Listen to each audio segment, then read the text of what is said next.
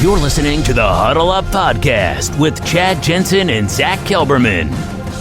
Join Broncos Country's deep divers at milehighhuddle.com and sound off.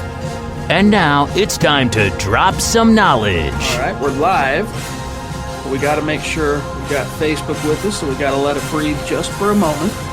And then we're going to fire this bad boy off officially, and we are good. Welcome in, everybody, to the Huddle Up Podcast, presented, as always, by Mile High Huddle. I'm your host, Chad Jensen, and with me, my partner in crime, my fellow football priest. You know him as the deputy editor of milehighhuddle.com.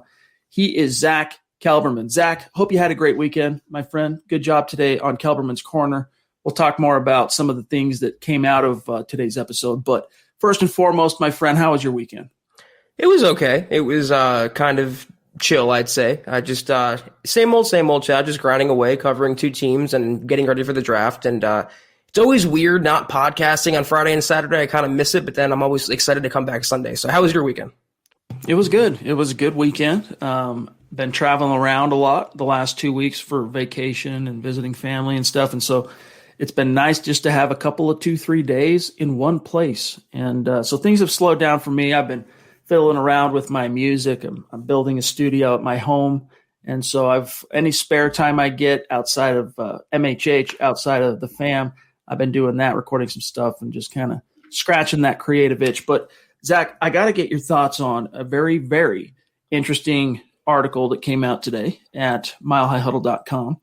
One Dalton Risner, I almost said Noah Fant. One Dalton Risner recently appeared on the podcast of, let me just get this going here. Bear with me one sec. Of the Matt Lombardo show. All right, let me blow this up.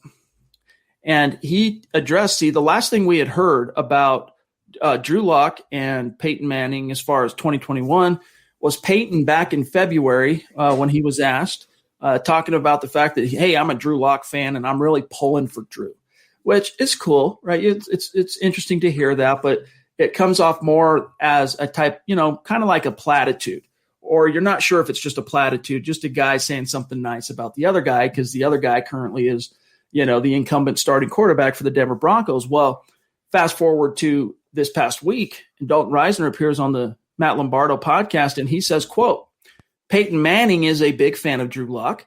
Him and Drew have been doing a lot of work this offseason and watching film. So if he's on board with Drew, I'm on board with Drew too. It's been fun, closed quote. So Zack, Peyton Manning, his tutelage of Drew Lock continues into 2021.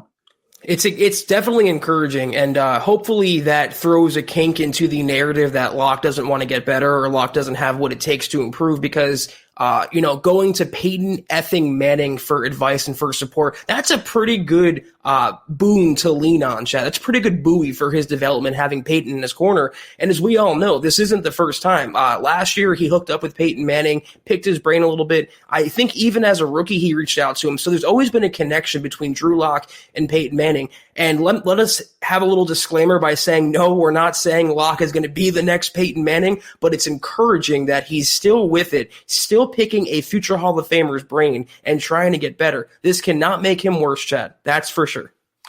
It's really interesting because you hear from the inside, you're always wondering what's the internal view of Drew Lock. I mean, we heard Philip Lindsay on his way out the door to Houston talking about how, this is on Drew to basically make it happen, right? Find a way, make a way. You can't wait on external factors. It's up to Drew that he's got the talent. He's got what it takes, but at the end of the day, to close the gap, it's up to you. And then we hear what George Payton said back in March during the, I think it was the Ronald Darby and Mike Boone introductory press conference, where he said, we like Drew Lock. Fortunately, we have a quarterback, while also saying that, we're keeping our options open and we'd be interested in bringing in some competition. Well, Dalton Risner went on in this same conversation. This is a little bit dense, Zack, but I want to read this for our audience because it actually provides some pretty good context to what I believe, based on the things I've heard, the signs I've read externally, is the true view of Drew Lock inside the building. And this is Risner talking to Lombardo. Quote, I hope it's Drew. I'll shoot you straight, talking about who's going to be the quarterback, blah, blah, blah. I hope it's Drew Lock. I've got a lot of faith in Drew Lock. One thing that we don't think about is you look at some of these great quarterbacks and how much it took them to develop. They didn't just become a great quarterback. I sat down with Peyton Manning a few weeks ago. We talked about how rough his first few seasons were. Look at Patrick Mahomes. He sat on the bench the first year. I mean, there's a lot of guys that became elite quarterbacks. It takes them a year or two in the league. The league's different. I could tell you right now, my job is hard as hell, and I wouldn't trade my job to be a quarterback in the NFL for a day. I wouldn't do it because they have the hardest job in the league, one of the hardest jobs in the world to perform in front of everybody. And if anything goes wrong, they are the easy scapegoat. It's Drew Lock's fault. But Drew's my quarterback. I got a lot of faith in him. I think he's a competitor. I think that last year was the first full year he played. You could treat that as one of Peyton Manning's first years or the year Patrick Mahomes sat on the bench, whatever. It was a learning year for Drew. So obviously we know this is a huge year. We need to have a better season than 5-11. Man, you might need to record this interview and save it in your files because I sure hope here in 6 months you're like, dude, you were right, because that's what I'm banking on. Close quote. Let him hate, baby. Chad, let me just say, first of all, nothing Risner said here is groundbreaking or mind-blowing. I think it's kind of sad that he has to remind a luxurious fan base like Broncos country with such lore that a young quarterback is still developing going into year 3, that a quarterback with a certain number of starts under his belt that's still very much raw, tangibly raw and intangibly raw, is only going to get better. And he's saying, listen, I hope the narrative is wrong about Locke. I hope he outperforms everyone so we can say, listen, we knew what we had all along. But, I see some comments. There's a certain Drew Lock critic in the comments, I won't mention him by name, that kind of poo-pooed the Peyton Manning thing. Okay, you can poo-poo that, but the feeling out of the locker room is that Drew Lock has the support of veterans, of younger players, of older players, and of course also of George Payton. So this narrative or this speculation that he's not this team leader, he doesn't have the pulse of the locker room, I think that's patently false, Chad. And I think every interview that's come out this offseason has disputed that. And Risner here with authority. He also went on in the same conversation, I didn't put this in the article, but he went on to tell Lombardo, did Risner, basically more kind of a commiserating, kind of a lament that, man, I don't understand. I'm paraphrasing him here, but people are so impatient nowadays. They want the results right now. And that's what kind of led into that last block of words that I just read, the quote from Risner that, look, it takes time. And, contextually, there's a lot of truth to that. But at the same time, you're juxtaposing that in a modern NFL that sees guys like Justin Herbert come out of the box onto the field and then break NFL records. And so fans see that, right? And then they get caught up in QB envy.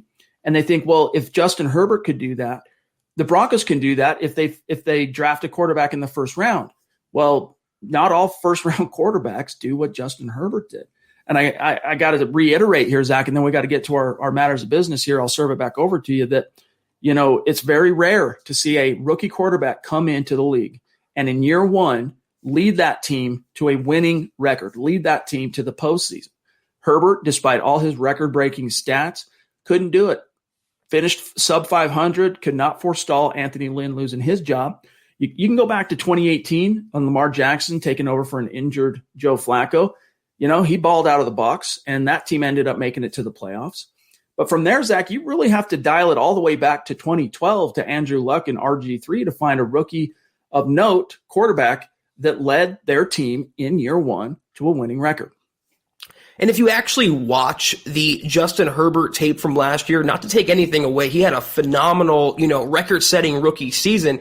And you can talk about Anthony Lynn getting fired, and rightfully so, but he was handled really well on offense. I mean, the plays they called for him, the game plans they had, I saw a comment that mentioned he had a security blanket in Keenan Allen. He had another one in Austin Eckler. What did really Drew Lock have for a security blanket last year? He had 2 rookie wide receivers and a tight end that was being phased out by his own offensive coordinator. I just think if he was handled a little better, and they called plays and they schemed to Lock's strengths, just like the Chargers did last year with Justin Herbert. That team was decimated, and they still put up numbers. They weren't winning a lot of games, but the development and the progress that you saw on offense was tangible. And it's on Herbert as well. I mean, he had a hand to play obviously in that, but the coaching, and if you watch it on tape, I mean, the eye test is right there. Locke did not have that. And I mentioned this on KK today, whether you're on either side of the aisle, whether you support Locke or don't like Locke, I think we can all agree that Pat Shurmur really did him no favors, nor no favors to any player on the Broncos offense. So until that changes, how do you expect the entire operation to take a step forward? I firmly believe,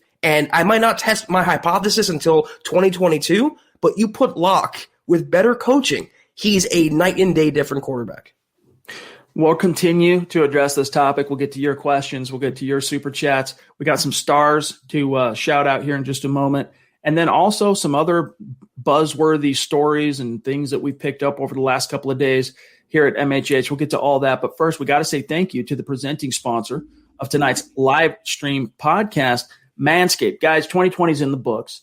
Not only are we basically entering the second quarter of 2021, but it's springtime, baby, right? It's warming up around the fruited plain. You've got summer rapidly barreling down. And if you want to take your male grooming to a whole other level and be the best version of you could possibly be, Manscaped is here to help you do it. Manscaped is the best in men's below-the-belt grooming, offering precision-engineered tools for your family jewels. And look, it's helped me. It's helped Zach. It's helped John. That we use this product. I use this product. I'll speak for myself literally every single day, Zach. Yeah, I can't say that I use the below the belt aspect every single day because most guys don't need that every single day. We're of a different kind of species in that aspect. But I definitely use this at least 3-4 times a week because it's your entire body, guys. For the Lawnmower 3.0 that I'm holding that still has a charge, and anyone who's tuned into these podcasts knows I have not charged this thing in weeks now. And I use it under my neck, on my shoulders, on my face, on my body, on my arms. If you go to the gym, if you're going to the beach, if you're out and about, things are opening up, you want to look better, you want to feel better. And once again, Chad, I can attest to it as well. Manscaped is the premier product to make that happen.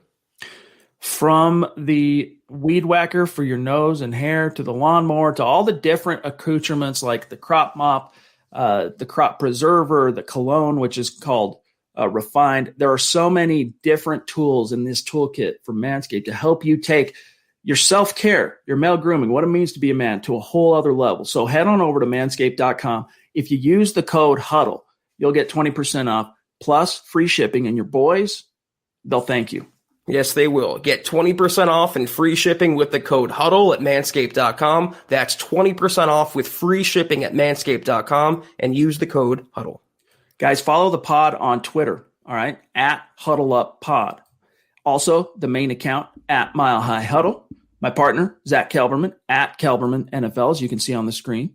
Our producer, Buana Beast, is how most of you know him, especially on YouTube.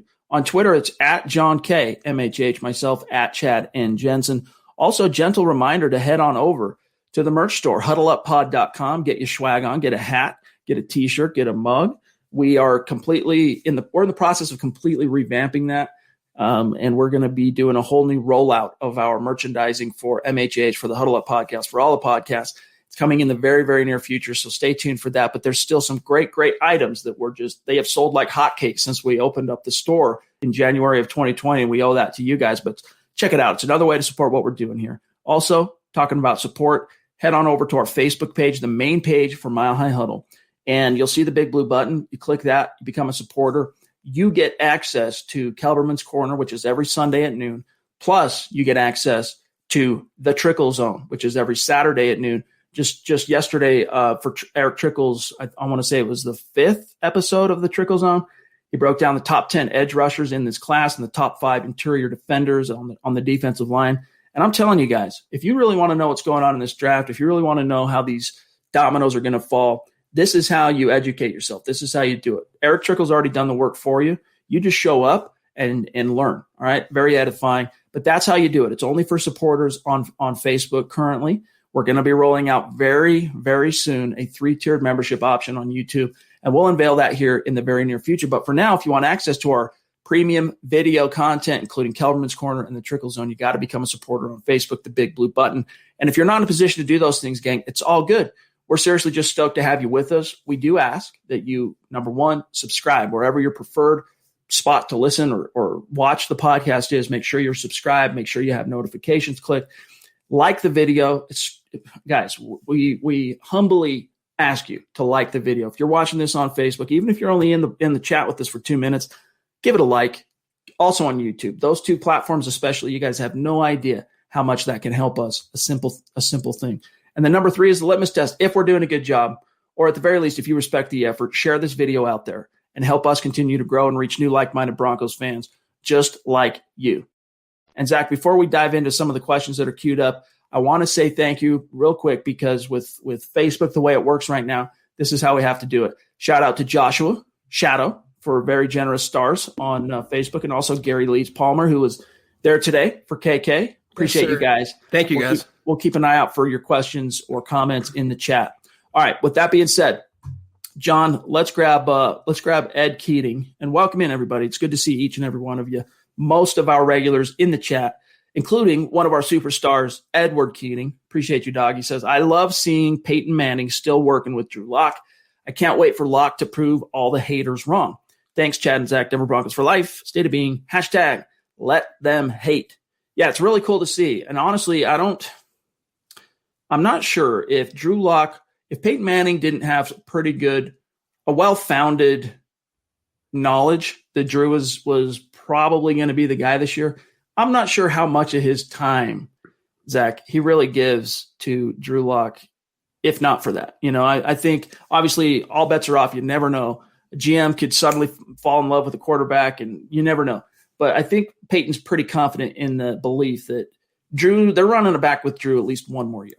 And if that's so, I think those making the calls and those in the locker room going to war with Locke side by side are okay with that. And I saw a comment, it flashed off the screen. I believe it was from Charlie Beagle that said, everyone seems to like Locke except Broncos fans. Everyone that likes Locke except the people who should like Locke. And it's a little disappointing because Broncos country, myself included, you, Chad, everyone out there pined for a young quarterback, and you finally got one, and you're developing him. And as Risner said, you're going through the growth spurts. You're going through the ups and downs that we talked about, the roller coaster that we all laid out, Chad and I, last season, all week. Every week last season. So that's what you're going to get in a young quarterback. And if you have to run it back with him one more time, it's not the worst case in the world because he wants to get better. He's actively working with Peyton Manning to get better. And what other quarterback in the NFL has that resource, Chad? None. That's exclusive to Drew Lock. And if he can even learn one thing, if he can even be 1% better, then I will take that. And this all precedes what's expected to be more throwing sessions, passing camps. He's going to organize more than likely before training camp. He's going to get more chemistry down. He's going to have more time to work in this offense. God forbid it's Pat Shurmur, but at least he has time and continuity. So if you have to run it back once more with a young quarterback, as people are telling you, inside Del Valle, not just me and Jet, but Dalton Risner and George Payton specifically, it's not the worst case in the world. There's a lot to like about Locke, despite what the fans believe. John, real quick, the stream just did a jump. I got Michaela next, but in between, we have Muhammad, Tanner, and Willie, if we can get those great superstars queued up. But, Zach, I submit, you brought up something there. I think there are two main reasons, all right? Broncos fans should not only not be skeptical of Drew, all right, but actually be excited for Drew for 2021. And that is the fact that he's getting the same offensive coordinator, the same playbook in back-to-back years, which is the first time since his sophomore to junior year at Mizzou. And in that second year of having back-to-back systems at Mizzou is the year that he broke the records in the SEC as far as passing. And look, the SEC in its existence, right, going back through the history books, they've had some pretty prolific quarterbacks snapping the ball, throwing the ball around in the SEC. And Drew, in that second year of benefiting from the same scheme, blew the doors down. The second thing I think fans should see as a great cause to be, if not excited, at least optimistic, even if there's some caution tempered there in that optimism, right, in Drew Lock, is the fact that he's getting Cortland Sutton back. All right. Mm-hmm. And the 2B to that is you're getting Jerry Jeudy in his second year development, stepping forward under Zach Azzanni, and the same for KJ Hamler, and the same for Noah Fant, who, of course, the difference being he's going into year 3. and you have an easier schedule. And on paper right now, you're returning the same offensive lineman, except for Juwan James. And if he plays well this year, you have a potential top 12, top 10 offensive line with Mike Munchak. So, all the groundwork is being laid for Lock to either bomb or succeed this year. And I like that, Chad. I mean, we're Drew Lock fans, but we also submit that it's on him completely. It's on him. It's make or break for Lock this year. So if he's not the guy, that will come out in the wash, as you like to say. And we will all recognize that, and we will gladly eat crow if he is not the guy. But anyone who, and I saw a comment that I absolutely agree with here, anyone who watched the second half of the season, or particularly the last 4 games of the season, you saw a different quarterback. Was he Mahomes? No. A few quarterbacks are, but he was a lot better than he was in the first half of the season, and that's less to do with Pat Shurmur reportedly chopping down the playbook and Locke just being more comfortable. The finale against the Raiders, Broncos-Raiders, was on NFL Network over the weekend. If you watch that game, ignore Vic Fangio's defense, ignore the timeout gaffes, watch Locke and how comfortable he is. That might have been his best start in a Broncos uniform. So he's only getting better as time goes on. And if you invest in that and don't give up on that, I believe firmly you will reap that reward. Well said. Muhammad, MHH, Mel Model in the house. Seriously, every single day, consistent. Appreciate you, my friend. Your generosity, your support, your passion, your contributions to MHH and what you bring to the community, my friend. Just know that we see you. We don't miss that. We appreciate you, and you mean a lot to us. Yes, sir. Muhammad, you are the best, man. We appreciate your support in KK as well, and all the hyping you do on Twitter with the dragon gifts. I love it. We definitely appreciate you. Thank you. Most definitely. Tanner, good to see you, brother. Good to see Tanner. He goes, "What's up, boys? I'm happy to be back on the live chat with you guys. Who do you realistically see the Broncos taking at 9? Hashtag state of being. Hashtag let them hate." Good question. And by the way, great to have you back, Tanner. Thank you, buddy. I think, honestly, we'll see how the board falls. But I think, honestly, the most likely, if what you're asking is the realistic outcome, is George Peyton trading back, Zach, and somewhere into we'll see, just trading back into the first round and taking, whether it's a Jamin Davis, the linebacker, whether it's maybe he has to go back a little bit farther and he takes an Eric Stokes, one of the great offensive tackles, maybe Tevin Jenkins, somebody like that. Now, Zach, if they hold pat, end up picking at 9, it really is going to be contingent on how the board falls relative to the quarterback situation. Because if it ends up going unprecedented 1, 2, 3, 4 quarterbacks, then some really good blue chippers, Zach, are going to be pushed right into the Broncos' lap potentially. Yeah, I mentioned this on KK today. It kind of all depends. Assuming the Broncos are staying at 9, it depends on what the Niners do at number 3. If they take Mac Jones, there's a chance that either Lance or Justin Fields falls to them at number 9. And if that's the case, they would consider taking one of those quarterbacks, or like you mentioned, Chad, moving back to a quarterback-needy team, of which there are many. Talk about Washington. New England is a team that can really make a move to the top 10. I would not discount them. The Bears even. The Broncos are sitting pretty at number 9. That's why I'm not jumping to trade up to number 4. They're guaranteed to land a blue-chip prospect at a position of need. Whether that's a quarterback, whether that's someone like Micah Parsons. You mentioned trading back, Chad. They can move back a few spots, and still grab Parsons potentially. So they really have the pick of the litter of non-quarterbacks, whether it's a corner, inside linebacker, offensive lineman, anything they want to do, they can do it at 9. Or if George Peyton wants to collect more darts for the dartboard, he can move back a few spots and still get his guy. Willie in the house. Good to see you, brother. Appreciate you. He goes, "Man, I said Drew needed to call up Peyton day 1.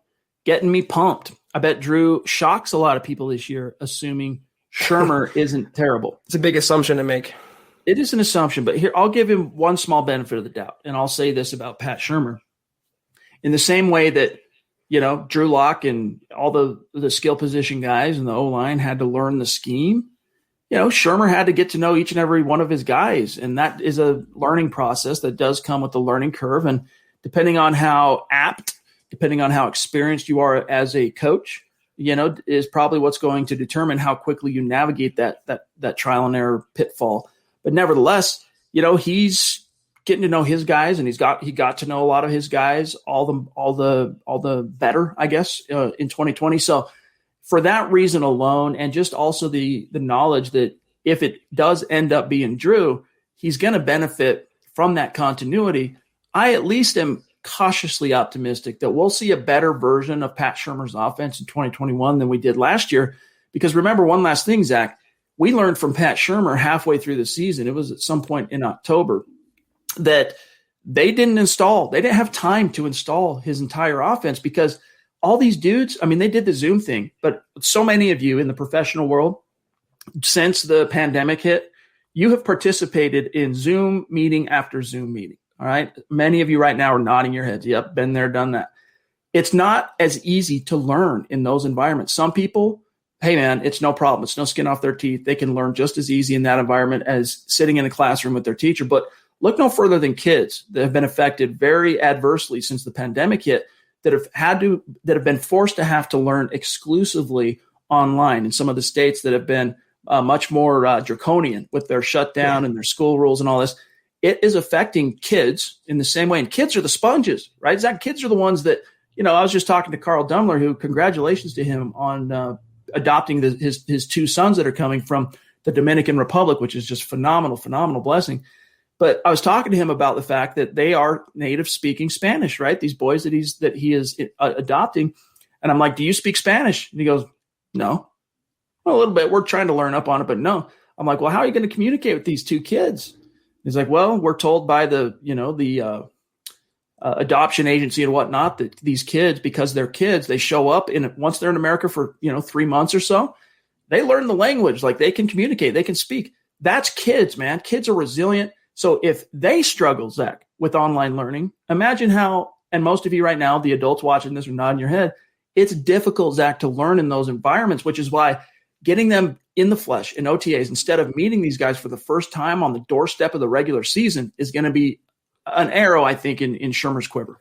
I mean, Chad, I'm almost 32 years old, and I'm the exact same way as most school children. I have to actually be doing something. I have to be doing it, not just being told it for me to learn. I learn by doing, not by listening. And I think Drew Lock is the same way. But to your point about Shurmur, I'll give him that. We give Lock that excuse about not having the time last year. But hopefully Pat Shurmur got to know what a screen pass is. Hopefully he got to know what a jet sweep is. Hopefully he got to know what creativity is and ingenuity is, because there was none of that last year. So it won't matter the step forward that Lock takes if he takes that, if Pat Shurmur so phasing out Noah Fan, ignoring Jerry Jeudy, just not doing anything that's conducive to the offense's success. But I will be fair here. I said it's an assumption for Pat Shurmur to not be terrible. It's also an assumption for Drew Lock to shock the world. Let's be more realistic and say if he can go 9 and 7 now? 9 and 8? No, 9 and 8 or 10 9 and 8. 10 and 7. It's weird to say now. Yeah, 9 and 8, 10 and 7. I think, having that type of season would be a shock for most Broncos fans, but to expect him to shock the world by it being the year of Drew Lock or him being the MVP, I think that's a little hyperbole as well. So we have to be fair to both sides because, again, Chad, it wasn't just one or the other last year. Both were at fault. Both were complicit, Lock and Shurmur, in the Broncos' offensive struggles. Well said. All right, let's grab this very generous super chat from Michaela. Good to see you, my friend. Really appreciate you.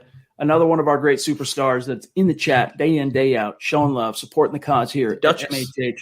The Duchess. That's right. She says, I think Drew will ball out this year and prove the little naysayers crowd wrong. Lots of love.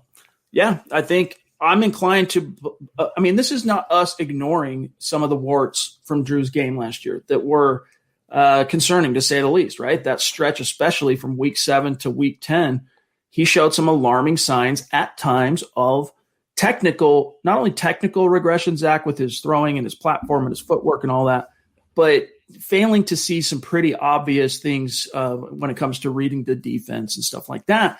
But then he turned it around. And so the same people that will poo-poo the Drew Lock truthers, for lack of a better term, they completely omit. It's like the season ended in week 10. They completely overlook and omit what occurred week 11 on. And you have to put week 12 out in a separate category and just move past it because Drew didn't play. But from week 11 to week 17, it wasn't blow the doors down, transcendent quarterback play, but it was you can win with this guy if you're not missing half your defense, your number one wide receiver, and all the other foibles that this team had to roll with last year. Yeah, Michaela, first of all, thank you so much for your generosity. Once again, you are quickly rising up the MHH leaderboards and the Super Chat Superstar rankings. Unfortunately, it's not a little crowd of naysayers. I mean, the fan base, like that comment posited, Chad, that most of the fan base is either against Locke or very skeptical about Locke. And I understand it to a point because, like you mentioned last year, it wasn't just little things here and there. These were major fundamental flaws in his game, passing, footwork, mechanics, reading the field, not committing turnovers. But let me ask you a question. This is non-rhetorical. What young quarterback hasn't had an issue early on in their development reading a defense, committing turnovers with their footwork, with their technique? This is what a young quarterback does. And everyone wants those instant mashed potatoes. They want to pop them in the microwave instead of peeling the potatoes, chopping the potatoes, putting them in the pot, and making them the right way. You're not going to do that with Drew Lock. He's not Patrick Mahomes. But even Mahomes needed some time to learn under Alex Smith. Every young quarterback needs development. You can talk about Justin Herbert. He had his flaws last year too. He did not throw any interceptions. He did not take any sacks. He did not have any fumbles. He lost a lot of games to start off, but yet his fan base is patient. The Chiefs fan base was patient with Mahomes. Every fan base seems to be patient and seems to understand what entails the development of a young quarterback, unfortunately, except Broncos country. We got a super chat from a newer name here that we don't recognize. So welcome, Riley. Thank you. Appreciate you. Connect with us on Twitter so we can keep tabs on you. His question, appreciate you, Riley. Will Pat Shurmur use Noah Fant this year? That's the $1 million question. In fact, this very topic came to mind for me today reading one of Eric Trickle's scouting reports on Pat Freiermuth, the tight end out of Penn State. And, he was a guy that right before the pre-draft season started, he was viewed as a bona fide first-round pick. And maybe he still ends up as a first-rounder. That was before the true stratospheric rise of Kyle Pitts. But more likely, he's an early day two guy, Pat Freiermuth. And as I'm reading that, it's like, look, can you project a tight end like that to Denver, let's say in the second round? I would not love to see it. But at the same time, if they did land a guy like Pat Freiermuth, you're getting a upper echelon tight end prospect. But Zach, as much as Drew under Rich Scangarello thrived in the two tight end sets, Pat doesn't use them. Pat telegraphs if there's two tight ends on the field in a Pat Shurmur offense, it's a 90+% chance that's a rush. It's going to be a run. And so, look, that speaks poorly to the concept of two tight ends. The one tight end thing, Zach, I can't wrap my brain around it because if you go back and look at Pat Shurmur's body of work in the league, whether it was in New York with Evan Ingram, or you can go back to Philly and some of the tight ends there, Minnesota with Kyle, what's his name, dude? Rudolph, thank you. He used his tight end. He didn't use a lot of tight ends. He didn't use a lot of multiple tight end sets, but that first tight end on the depth chart got a lot of touches, got a lot of looks, and you wonder, like Zach's already mentioned it at least once on tonight's podcast, Noah Fant, blows the doors down in the first half of week one, and you're like, that was great, even though they completely went away from him in the second half. And then the next week, it's inverted. Nowhere to be found in the first half, Zach. Then he blows the doors down in the second, and you're going, if we could just get a full 60-minute focus on Noah as a weapon from this offense, God only knows how productive this cat could be. Will we see that officially in 2021? I'm not getting my hopes up, but I still think Noah Fant's going to have himself he's the number one breakout candidate on this offense in my book. Yeah, I'm there with you. And you mentioned Freiermuth. That's a great tight end prospect. John in the comments mentioned the Notre Dame tight end Tommy Tremble, who's another nice mid-round option, second or third round. I wouldn't mind him. But let me just point out one thing real quickly, okay? It's really sad that a fan is asking if the Broncos are going to use their former first-round perennial or potential perennial Pro Bowl tight end.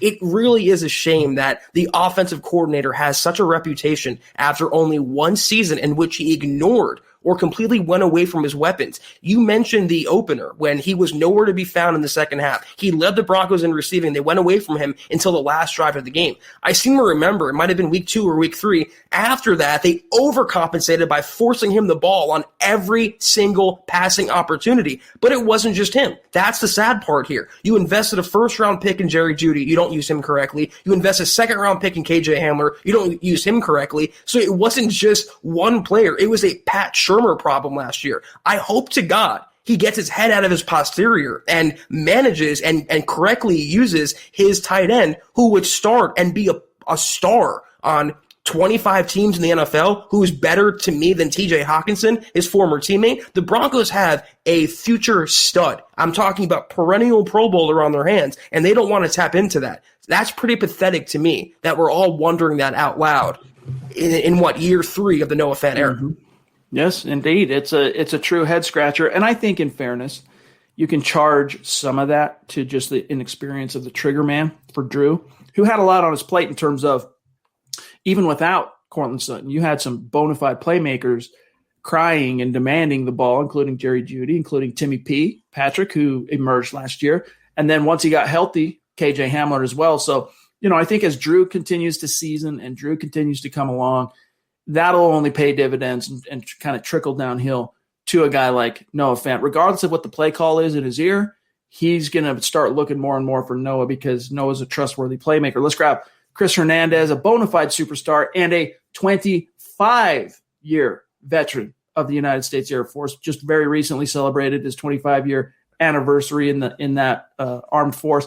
Love you, bro. Good to see you. Hope you're doing well. Hope you're doing better. He says, let them hate. And good reminder here, hashtag click those little thumbs up, everybody. Appreciate you, Chris. Really do. And one thing I want to say, Zach, as I serve this over to you, the let them hate hashtag. Let me remind everybody. This became a thing during the 2020 offseason. All right. This was on the heels of Drew's 5-game exposure as a rookie. And the let him hate hashtag came from the national media, Pro Football Focus, constantly hating on Drew Lock. And Zach coined the term, right? And that's why we got the T-shirts. That's why we got the hashtag and all that. And I only bring that up, Zach, to kind of reinforce the notion that has only intensified the whole let them hate. Mm-hmm. That was before 2020. I'm so happy I didn't put 2020 on that T-shirt, though, because that can be applied to this year as well. And I'm still very, very much confident that he will prove a lot of haters wrong, and they will hate on him by the end of the year, and they will all eat their crow because that's what they do, the national media. That's just so uninformed. But I appreciate people like Chris, like everybody else, furthering that hashtag, and I want to keep it out there for anyone who supports Locke. Bite your tongue now, because come September, I'm firmly in belief that you will see a different quarterback who will be successful with the Broncos. Christian in the house. It's been great having you back in the chat, my friend. Hope your time away was refreshing. I know you went on, I think it was vacation, right? I know you were away from home, but he says, my biggest question is when will Shurmur finally figure out how to use Noah effing Fant? He has all pro potential, but Shurmur can't use it. Kind of sad. We feel you, man. We feel you. It's a true head scratcher. I mean, look at week 6 as an example. I don't want to flog a dead horse here, all right? But week 6, Noah Fant, unless I miss my mark, was healthy and in that game. I'm going to go ahead and pull it up. Noah Fant stats. All right. And that was the debut of Albert O, right? And Albert O he should have had, 120 yards and 2 touchdowns, but he dropped 2 touchdowns and he dropped a few other key passes in that game. But he was most evidently, Zach, a focus of that game plan. Like Pat Shurmur drilled it into Drew's head, feed Albert O, because the Patriots don't know him, right? They're expecting you to go to Jeudy. They're expecting you to go to Noah Fant. They're expecting, but this rookie who we're just debuting now, he's flying under the radar. Go at him. We need that same kind of focus, but for Noah Fant. Yeah, and I'm glad Christian brought this question up. We appreciate your support as well, Christian. Thank you. My last comment about Fant, I'm thinking to myself, Chad, okay, I'll even give Pat Shurmur the benefit of the doubt, and I'll say, okay, he will find a way to get Fant open, or at least get him the ball this year, barring Locke's play or the quarterback's play. But this is a non-rhetorical question I'm posing. What happens the first time a defensive coordinator takes away Noah Fant? Do you out there, because I don't trust Pat Shurmur to readjust and to outwit an opposing coordinator? I don't. That's where I fall short with my Shurmur support or lack thereof. I don't think he has what it takes not only to game plan, but when the chips are down, you get punched in the mouth. I don't feel like he can accurately counter that's beneficial for his talent. Quick shout out to the stars for tonight. We've already given some props to a couple of these guys, but Randy, Brad, Jeremy, John, Sean, each of you, we really appreciate your support on Facebook, giving us some stars, supporting the cause as official subscribers /supporters. It goes a long way. Trust. Speaking of a supporter, and speaking of a guy dropping some stars here on Facebook, Brad Murdoch, he says, with Vic knowing his job is on the line this season, I think he gives Mike Shula a shot at calling the plays on offense if, so he has a qualifier here, Shurmur bombs out. Personally, I think Shula would bring the offense out of the 90s thoughts. I'm not going to lie. I think it would be really interesting to see Mike Shula calling an offense for Drew Lock as opposed to Pat Shurmur, because even though Pat Shurmur's the guy with 2 head coaching swings and a miss in the NFL, Mike Shula, as an actual play caller and an offensive coordinator, I submit, has a more proven track record in the league. Now, with Shula, you have to go back to 2015 to find his most, I guess, his crowning achievement as a coordinator, and that was the Carolina Panthers offense that just led the league, blew the doors down. Cam Newton, all of a sudden, he goes from being a hype machine the first 2 years he's in the league. Everyone loves Cam Newton. He's breaking records here left and right. And then he kind of fizzles, and he kind of goes into a little bit of a, I don't know what's a good way to put it. He just kind of becomes irrelevant. The Panthers aren't really a factor. It's all about the Saints. It's all about the Falcons in the NFC South. But then in 2015, everything comes together, and he balls out to get all the way to the Super Bowl and then run into that buzzsaw that was Wade Phillips' defense. But I digress here. It would be interesting, Zach, but I just don't think that's really a consideration for Vic Fangio as much as, we can put on our tinfoil hats and speculate and theorize. Yeah, that's my thing as well. I believe, there could be a scapegoat for sure. And for Fangio to save his own behind, he might fire Shurmur. But then I'm wondering, how does that reflect on Fangio? He fired Scangarello after only 1 season, specifically to hire, went out of his way to hire Pat Shurmur. What does that say about Fangio, who, despite what everyone else says out there, he is a lame duck because he better win or he's gone after this season? What does that say if he's firing the guy that he handpicked to save the entire offensive operation, including the quarterback? So I think, like I mentioned this, I believe it was on the last podcast, it's all in or all out this year. You're going to go all in with Vic Fangio's staff, his coaching staff, and also his quarterback, or all out. So if they win, great. If they lose, house cleaning time. Casey says on YouTube, I find it interesting that Jensen and Kelberman are the only MHHers that continue to believe that Locke is the guy. Guys, here's the thing. It's not so much – first off, we one of the things that I think sets MHH apart from so many of our great counterparts and competitors out there in the Broncos media landscape is the fact that we openly encourage and want to cultivate unique free thought. All right. I, as publisher and editor-in-chief, and Zach as the deputy editor, we're not trying to cram our opinions and our view on any of the other analysts and writers and podcasters and all that stuff. To each their own. All right. That's one. Two, we're not even saying so much that Drew is the future. What we're saying is we've seen enough from Drew up to this point. You've walked the desert this far with Drew. You would be doing yourself as a team and Drew a disservice by not seeing it through this year. And there's even an argument to be made that, hey, man, give him his whole rookie contract. But because of the fan outcry, I don't need to take it that far. I'm going to keep it just 2021. Give him 2021, and then he might actually prove to turn the corner and show you he is the guy. I find it interesting that Casey Martin is the only person in the comment section tonight that believes Locke is the devil or believes Locke is the next Paxton Lynch or a worse version of Paxton Lynch. So, turnabout's fair play, Casey. Two can play at that game. You're more than entitled to your opinion, as are we. And we're just higher on Drew Lock stock than you are. It's fine. That's what makes America great, is diversity of opinions. Sean, appreciate your stars, my friend, on Facebook. Says, y'all are my favorite. Appreciate you. What's up? Hey, how is our interior D-line looking, and how much depth do we have? Great question. Thank you for the support, Sean. It did improve this past week modestly in terms of the depth when they signed Shamar Stephen, the former Minnesota Viking. But don't get out over your skis on Stephen. Like, this is a guy that at one point it looked like he might be something, but he can't rush the passer. He's a run stuffer. All right, he might get that odd sack or two in a season, but he's a guy that George Peyton and Vic Fangio, Bill Collar, we'll see how he jives with Bill Collar, by the way. That remains to be seen. But he's a guy that you can plug in, Zach, and when Draymond needs a breather, when Shelby needs a breather, he's a guy that can hold down that 5 technique and play, kind of rotate through. You can play the 3, you can play the 4, you can play the 5. but just don't expect him to come save the day. Like, this isn't Shelby Harris who just needed an opportunity. This is a guy that's kind of he's had his opportunities. He's been chewed up and spit out, not only by the Vikings, but the Seahawks and then the Vikings again. Then you throw in McTelvin Agim going into his second year. I'm actually expecting some relatively positive things from McTelvin Agim. They call him Sosa, by the way, in the building. And then also shout out to Deshaun Williams, who really emerged last year in a desperate, dire moment of need and proved to be quite the playmaker for the Broncos. So DeMarcus Walker, Zach, one of our I wouldn't necessarily call him one of our favorites, but a guy that you and I have kind of been relatively optimistic about over the years. It's looking like he's signing with Houston. So those are your three depth options behind the projected starters, which include Shelby, Draymond, and then, of course, Mike Purcell on the nose.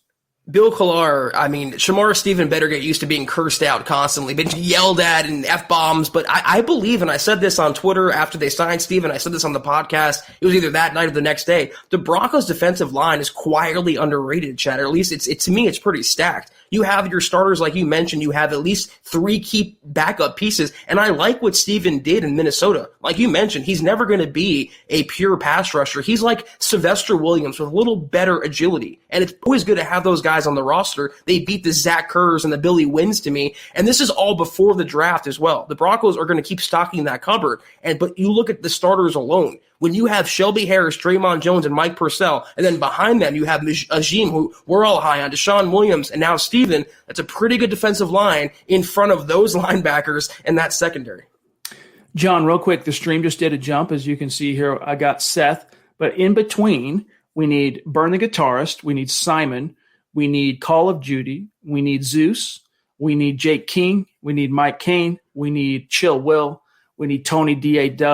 and then we're current. And by the way, Seth's super sticker is an emoji of the thumbs up. So Seth, really appreciate you, brother. Really appreciate you. Our friend Zach, a.k.a. Burn the Guitarist, always great to have you in the chat, my dog. Good to see you. Says, hey, guys, it's always good to see a lineman protecting his quarterback. Yes, it's really cool. Look, the Drew Lock, Dalton Risner dynamic is, I think, one of the more unique ones in the building because, Zach, they were not only drafted back-to-back 41 42, so they have that kind of brotherhood going on, but they were put together as rookies. They were bunked during rookie camp, and they were bunked during training camp. So, I don't know this for sure, but I am relatively certain that Dalton Risner is one of Drew's closest friends on the roster. And so he goes to bat for him. And I don't think it's just – it's definitely there's a bias there because it's his teammate and it's his friend. So, you gotta be wise to that somewhat, but that's as it should be. This is his, they came in together. He's in charge of protecting him on the blind side, even though he's a guard on a tackle. You want to see that. And Risner is a very articulate, outspoken guy. Like when someone puts a mic in front of his face, Zach, we were there at the combine where he steps up and we're in the muss, right? There's dozens and dozens of media. They got the podiums are set up. They got his name, a name card. We've never seen this guy in the flesh. We've seen his cut-ups and stuff on YouTube, but we've never seen him in the flesh. It says Dalton Risner, Kansas State. All of a sudden, you see a flurry of activity. You look, here come the players, the prospects, which are the linemen, out of the hallway. They're all jumping up to their respective podiums. Dalton Risner, he does something completely different than his fellow brethren. The other ones, they get to their podium, and they just kind of chill, and they wait for that first question to come in. Risner, it's like roll call, like he's showing up for day one of Marine Corps, intensive training.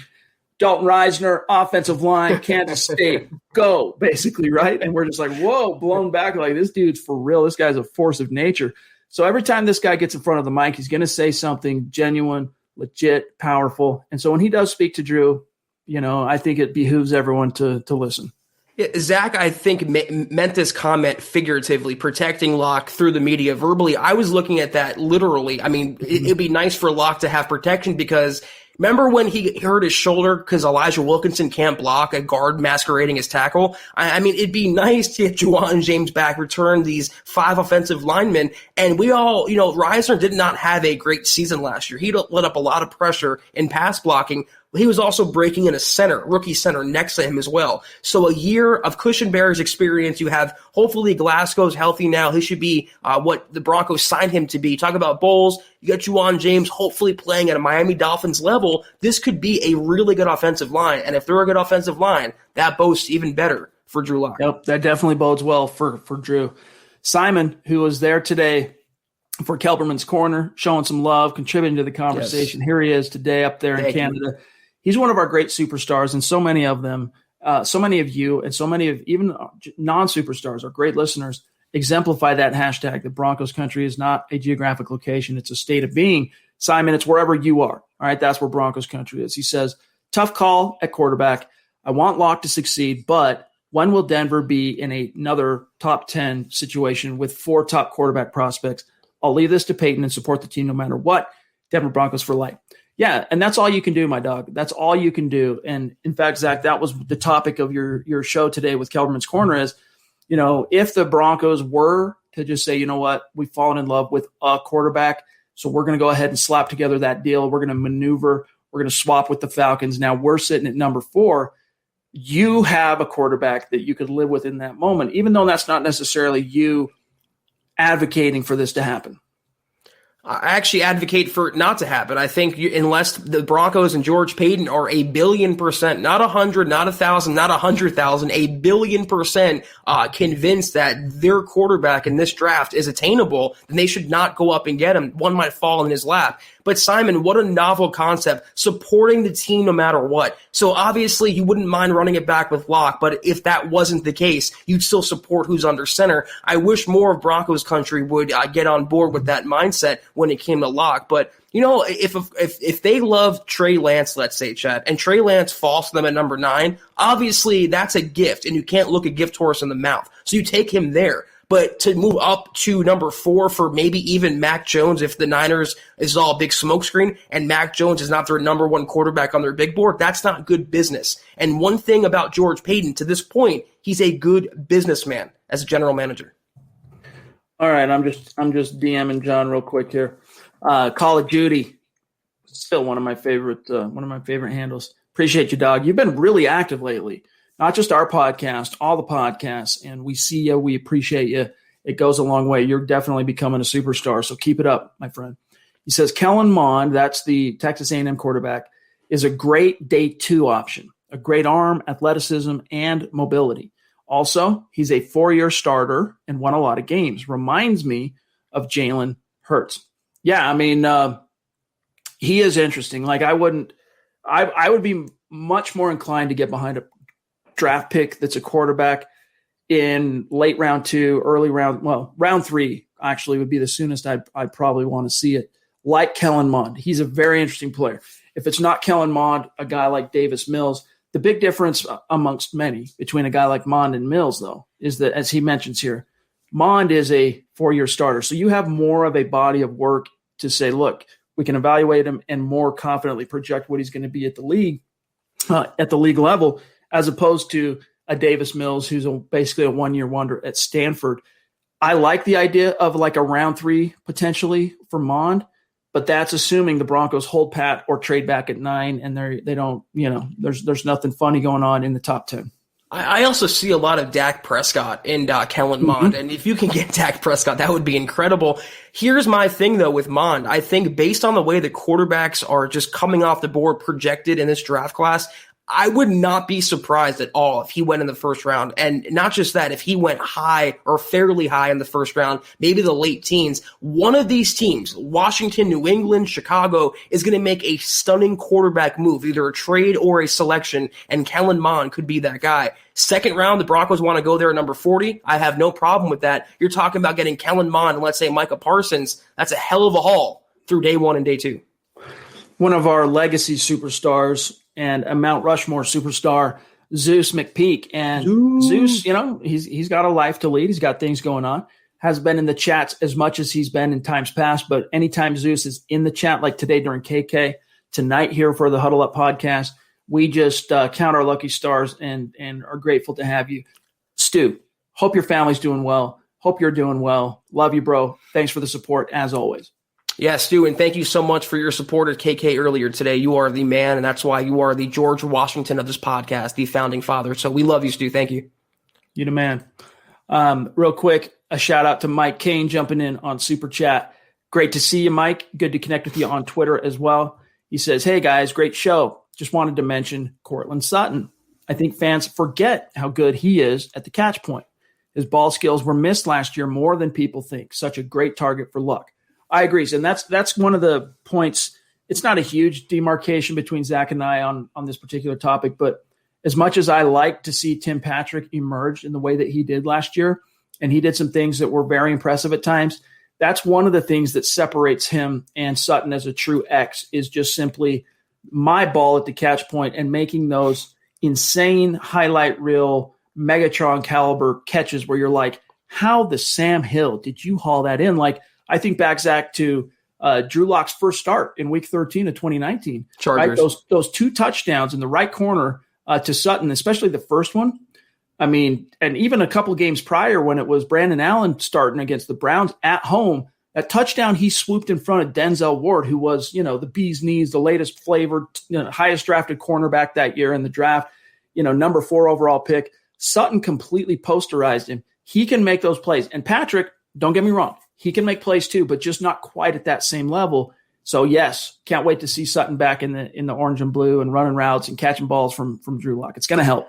Yeah, to be fair, I mean, you stack up most receivers against Courtland Sutton. Courtland Sutton's better. I'm a huge Tim Patrick super fan, but, there's no comparison in talent there. And, Mike, I agree with your premise, but how can any Broncos fan forget about Courtland Sutton? And this is the recency bias, I believe, that's echoing throughout Broncos country. Same thing happened with Demaryius Thomas, Phillip Lindsay. I mean, when a player just disappears for a little bit, even Von Miller, a player just disappears from the national spotlight or from the attention, and they're just forgotten about. Courtland Sutton is a top 10 wide receiver. He is a little mini version of Megatron. And you're talking about Megatron in this offense with Jerry Jeudy, with KJ Hamler, with Noah Fant, with Melvin Gordon, and with a potential top 10, top 12 offensive line. It's scary is what it is. They put that all together, Chad, with Pat Shurmur. This is a lethal offense on paper. All right, we are at 56 minutes, and we got a few great superstars. Very, very patient we got to get to, but we got a rapid fire. We're more than just the back nine. We got to kind of muscle through these last ones, and we love doing it. Don't get me wrong. I say that like it's some kind of don't interpret that to mean that we don't look forward to doing that. It's just that we're running out of time, so we got to kind of hustle. Jake King, good to see you, bro. By the way, you should get on Twitter and connect with us, my friend, because we would look to tag you after every single pod, but don't see a Jake King Twitter account that I'm familiar with. So he says, I've seen a few people saying Davis Mills could go in the first. Is the hype real? Is he the best quarterback outside of the Big Five? He's up there. He's one of the I don't think he'll end up going in the first round just because, you're going to draft 6 quarterbacks or 6 Qs going to go in round 1. I mean, 2018, it was Mayfield, Darnold, Rosen, Allen, Jackson. That was 5. That was insane, right? That was a lot of Qs going in round 1. I don't think you'll see 6 this year. I think the soonest you would see Mills go, absolute soonest, is round 2. But I think most, as talented as he is and impressive as he was at times in that 1 year at Stanford, I think most NFL front offices, Zach, they're kind of skeptical. They want to see more. So they're not going to put themselves out there too much on such a small body of work because it's not even like a Mitchell Trubisky, who was also a 1 year wonder at NC. Mitchell Trubisky was truly dominant in that 1 year. That's why he ended up being the first quarterback off the board in a class that had Deshaun Watson and Patrick Mahomes. Mills, also a 1 year wonder, wasn't quite as prolific in that 1 year. So I think he'll end up being probably like a 3rd round pick would be my guess. Yeah, I mean, compare him to someone like Trey Lance, who's unproven, but his ceiling and his potential is just astronomical compared to Davis Mills. I think, I'm a little more optimistic, Chad, on his draft stock because quarterbacks are such a premium in this draft class. It's remarkable. I think he will be the first quarterback taken in the 2nd round. I think Kellen Mond is the best of the non-big quarterbacks that we've mentioned, Jones, Fields, Lance, Wilson, and Trevor Lawrence. And I believe Davis Mills, and a team could trade up for him. There's going to be a lot of movement. I think he will be the first guy to go in the 2nd round, though. If it's the Broncos number 40, I would not cry at all. Chill, Will, man. Very generous super chat, my brother. Thank you so much. Thank you. Seriously, that hits us right here in the feels, and it goes a long, long way. All right. So thank you so much, my brother. Appreciate you. Always great to have you in the chat. He says, what's up, fellas? Just showing some love. Zach, people are great listeners, whether they're superstars, whether they're supporters on Facebook or not. Just understand that this really does, the support you see from Chill Will, from Mundungus, from all our great superstars, that's what keeps us going on the YouTube podcast programming. All right. That's what allows us the means. It provides us the means to not only continue to show up for you 7 days a week with a podcast at MHH, but dedicate more and more of our time and creative juices to our video and our podcast offering. So Chill Will, mile high salute, dog. Yeah, Chill Will, thank you so much. And we talk about it all the time off air, Chad, how grateful we are. And we're so excited and passionate about debuting these new shows and these new, the merchandise store, these new membership tiers. And not just monetarily, we're not talking about an amount. We're talking about the interaction that we get, the support that we get, the questions that we get, the debate that we get. I love bantering, Chad, with you, with comments. I love having a difference of opinion. If we all agree, it'd be boring. But Chill Will, you blow us away. Thank you so much. And if you have a question, feel free to fire it in. Amen, brother. All right, Mundungus, there he is, the Broncos wizard in the house.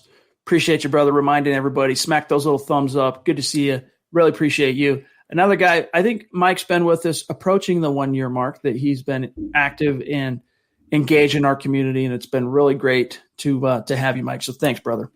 Thank you. All right, John's getting one of our longtime superstars queued up, and there he is, Tony, D-A-Dub. Got to plug his business there in L.A. Discount Audio and Wills. Always great to see you, bro. Hope the business is doing well. He says, what's up, fellas? Finally get to listen live. Keep up the great work. Appreciate you, Tony. We'll keep an eye out for any specific questions that you might have. But another superstar off the top rope, Zach. It's always a better podcast when we see D-A-Dub in the side chat. So thank you so much for your continued support. It's amazing. All right. We're at 1 hour and 1 minute, so we really do gotta kind of hustle here. Michaela jumping in again. Appreciate Thank you, Michaela. I think the real problem with the Broncos offense is Shermer not calling a good game or using his players properly. Hashtag let him hate. I feel you. Like you're always going to wonder, Zach, what, if he can get that together. Because when this is one of the things Zach and I disagreed on, he was a lot more skeptical of the Shermer hire than I was. Like, don't get me wrong. I actually liked Skangs for the most part in his first year as an offensive coordinator, and especially once Drew entered the equation. But when they turned the page to Pat Shermer, I went back and I did my research. I watched film not only from Daniel Jones in New York, but going back to Keenum in Minnesota, and then even before that in Philly and Cleveland. And I was excited about Shermer. He really disappointed me because of this very point right here, Michaela, which is he failed to show any kind of awareness of the talent that he had and how to maximize and utilize them to their best ability. It was very much a square peg round hole mentality. And I want to give him a little bit of the benefit of the doubt in the same way we give Drew the benefit of the doubt of the no OTAs and the no preseason again, he didn't actually enter the same room with any of his players. Didn't even meet any of these guys face to face till late July. All right. So I think that had an effect on Shermer as well in terms of some of the issues that we complain about and that were very real, but we complain about them nonetheless.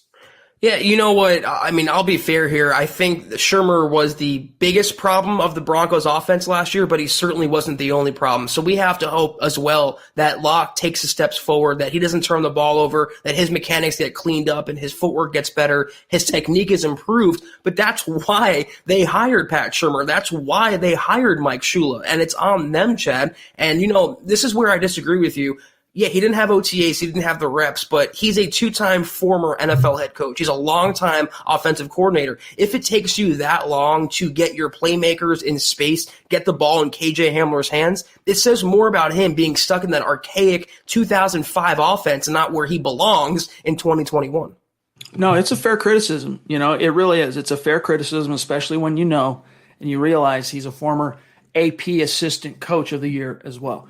Jeremy, good to see you, brother. Appreciate you. He goes, I want Locke to do well. He's my quarterback, but no matter what Shermer does, if Locke doesn't stop the turnovers, we won't win consistently. Agreed. Consistently. True. Absolutely true, man. Locke, and here's the thing, 15 picks is a lot, but I want to also couch it a little bit. We're not talking about Jameis Winston level 30 picks, right? We're not even talking about Peyton Manning level 26, 27 picks as a young player in this league.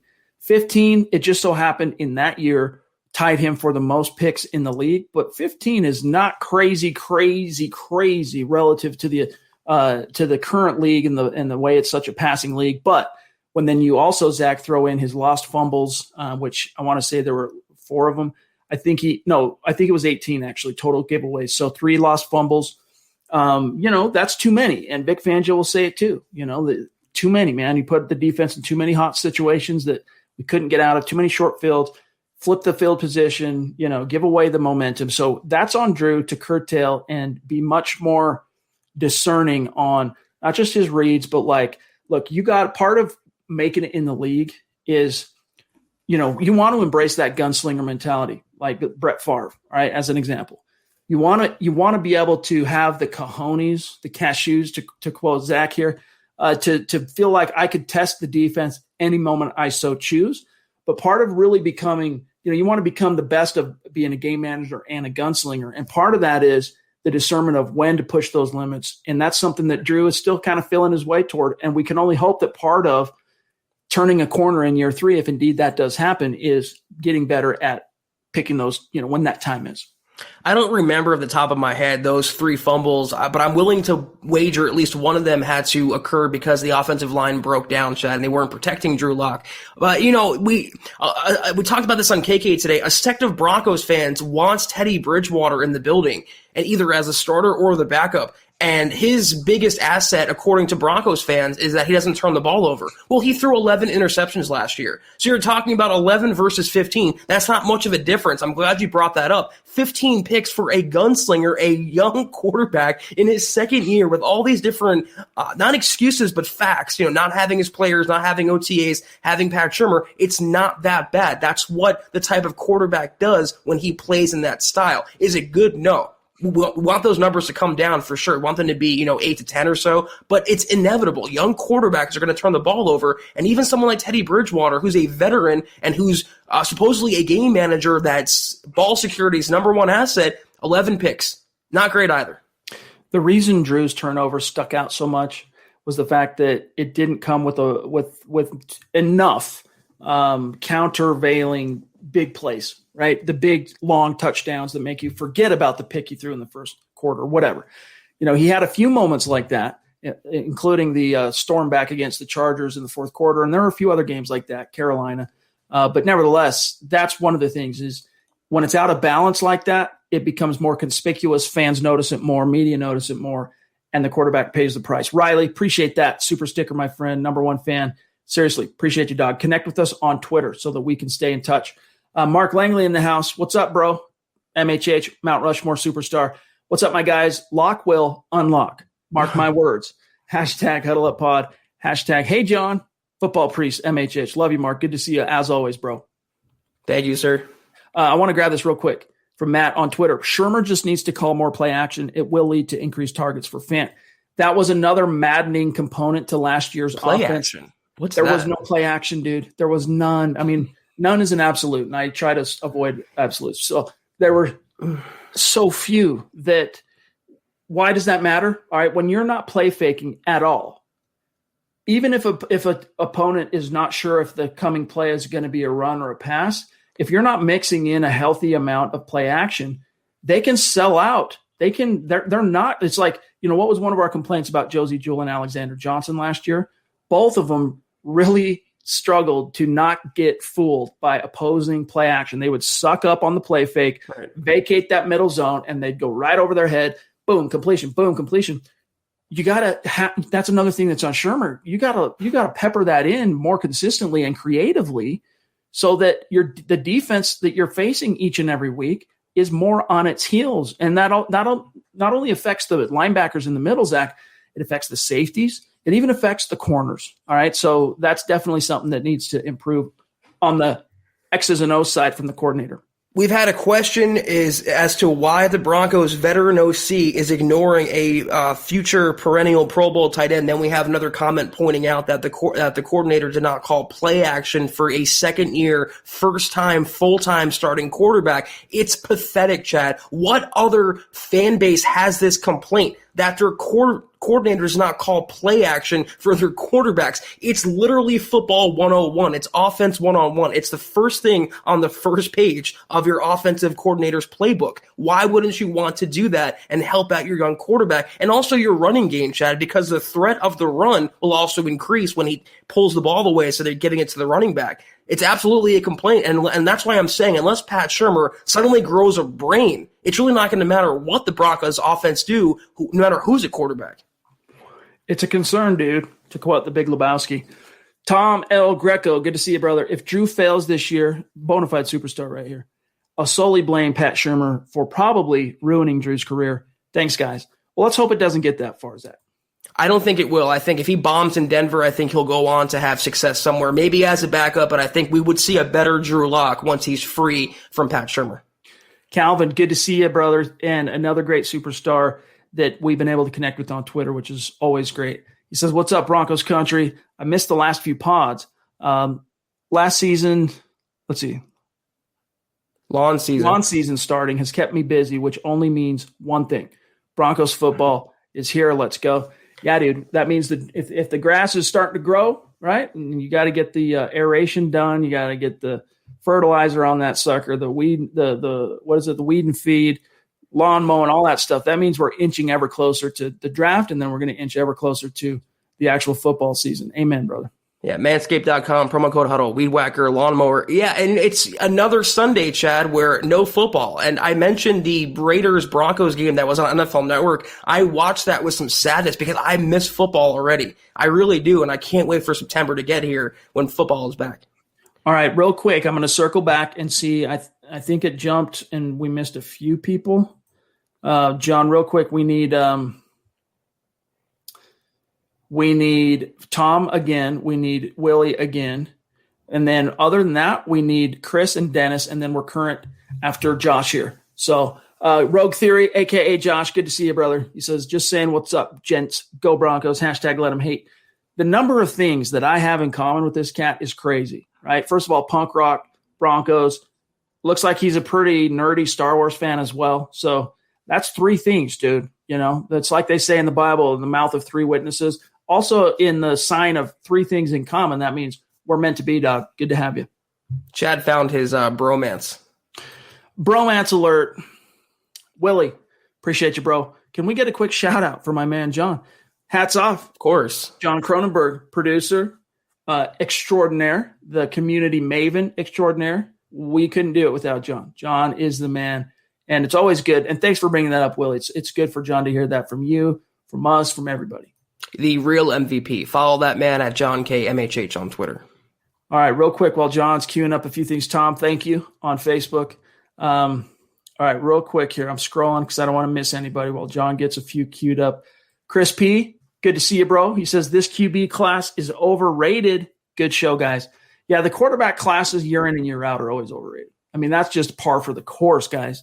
I mean, remember what they were calling 2018's class? This is the Hall of Fame class of 18. They hadn't even stepped on a football field yet. Rosen's already busted. Darnold's already busted. Mayfield seemed to have finally turned a corner once they got their coaching ducks in a row. Lamar's been the truth. He's already an MVP. And then who am I missing? Oh, Josh Allen. So three of the five have so far turned out. Two of them, not so much. But that's the way it goes, Zach. Quarterback classes year in and year out are vastly overrated.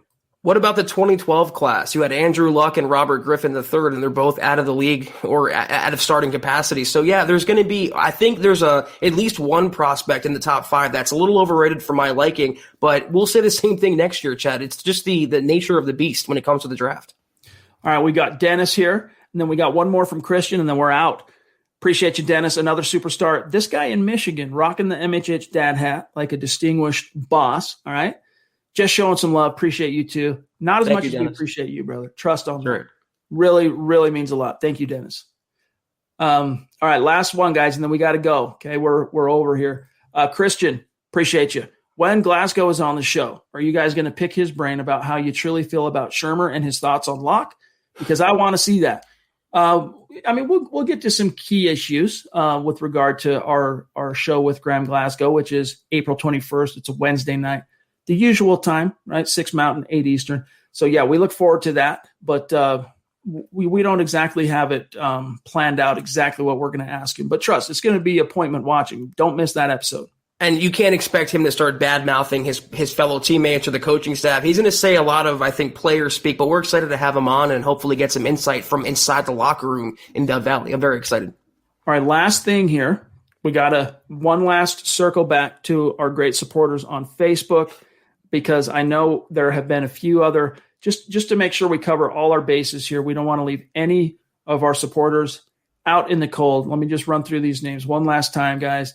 Appreciate each and every one of you. John Houston, Tom Rallis, Jeremy Kusish, Brad Murdoch, Sean Miller, Randy Jones, Gary Leach Palmer, Joshua Shadow, each and every one of you. Seriously, mile high salute, hats off, love you, appreciate you.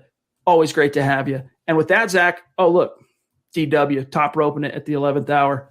Here's the 2-minute drive, come from behind. Dale with the clock winding down on the road, AFC title game against the Browns. Dale drops back, hits Mark Jackson, touchdown. This bad boy's going to overtime. Rich Carlos seals it in overtime. Broncos are going to the Super Bowl. Dale, love you, brother. He says, great job, gents. Broncos country. Thank you, Dale. We appreciate you so much, and we hope you had a good night and enjoy the podcast tonight. Always great. All right, guys, we got to go. Thanks for being with us. Connect with us on Twitter at HuddleUpPod, at Mile High Huddle, at Kelberman NFL, at Chad and Jensen, and last but not least, at John K. MHH. Become a supporter on Facebook so that you can get access to Kelberman's Corner, to the Trickle Zone. And by the way, we have received a few questions from some of our great supporters, Zach, who aren't able to be in the live show, and they're wondering, how do we then watch the show if we're not there live? Guys, if you're a supporter and you're not, and it's okay if you miss a live show, because you're a supporter, all you got to do is go to the Mile High Huddle Facebook page, which is facebook.com/Mile High Huddle. Click on videos, scroll down, you'll see the one you missed. All right, it's as easy as that. So they're on demand after the live has expired. They're on demand to be watched at your leisure. Willie, appreciate you, bro. He says, I can attest John's a hell of a guy and a follow. Yes, he is. John's the man. We're right there with you. Thank you, Willie, too, for your donation, your support. We appreciate you. Sign us off, Zach. Yes, guys. Chad, have a great night. It was great to get back into podcasting, putting a bow on this week, or however you want to look at it. Maybe it's the start of a new week of podcasting. But thank you, John, for handling the behind the scenes. Thank you all for tuning in with us tonight. Did we get a last minute? This is one that we missed. This is my fault. Tom, love you, bro. Just real quick, read that off, Zach, and then sign us off. Fangio and Shermer are antiques in today's football. It's not the players, it's the coaching. Thanks, guys. Anyone who followed me on Twitter, pre the live podcast or even during the podcast knows coaching. It makes all the difference in the world. And unfortunately, the Broncos, and I agree with that with Vic Fangio, he's very stubborn and very old school, and it's hurt the Broncos at times. We can only hope, though, Chad, they realize the error of their ways and come to 2021 and out of the 90s or the 80s, whatever they're stuck in. But thank you, Michael. Thank you, everyone, for tuning in with us tonight. Another great podcast. Thank you, another Michael. We will be back tomorrow night, 6 o'clock Mountain, 8 o'clock Eastern. Be there. Join us. Thank you, Charlie. We're going to give it 110%. Yes, we will. We will see you then. Take care. Have a good night. And as always, go Broncos. You've been listening to the Huddle Up Podcast. Join Broncos Country's deep divers at milehighhuddle.com to keep the conversation going.